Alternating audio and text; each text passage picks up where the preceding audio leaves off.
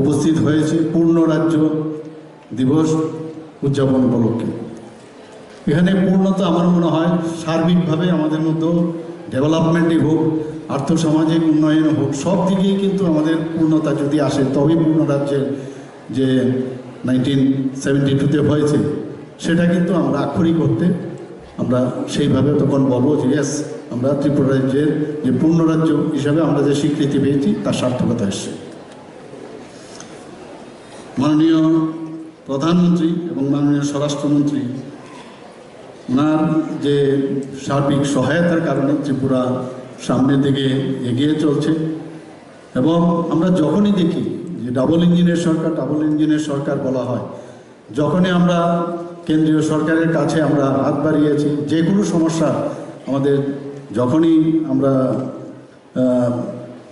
সমস্যায় অবতীর্ণ হয়েছি, ওনাদের কাছে যখন হাত বাড়িয়েছি সাথে সাথে ওনাদের কাছ থেকে কিন্তু আমরা সাহায্য পেয়েছি। কিছুদিন আগে আপনারা দেখেছেন 2024-এ একটা ভয়াবহ একটা বন্যার পরিস্থিতি এখানে হয়ে গেছে। এবং সেই জায়গায় সবাই জানেন 19শে আগস্ট আমি দিল্লিতে তখন ছিলাম। সেখান থেকে 19 থেকে প্রায় এখানে 3 দিন ধরে 4 দিন ধরে এখানে মানে বিরাট ক্ষয়ক্ষতি হয়েছে।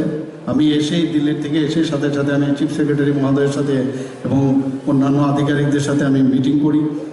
এবং পরের দিন ভেবেছিলাম যে সমস্ত যেসব জায়গায় বিশেষ করে সাউথে যাব, কিন্তু সকালে তৈরি হয়েছে বললো যে এত বৃষ্টি যে বগাফার মতো জায়গার মধ্যে 600 মিলিমিটারের উপরে সেখানে বৃষ্টিপাত হয়েছে।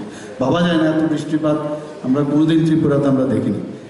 তারপরেও আমরা সাথে সাথে দিল্লিকে যখন জানালাম তখন ওনারা হাত বাড়িয়ে দিয়েছেন। আমি যেটা বললাম যে যখনই কোনো সমস্যা হয় দিল্লির সাথে আমরা যোগাযোগ করলে আমরা কিন্তু সেই সাহায্যটা পাই।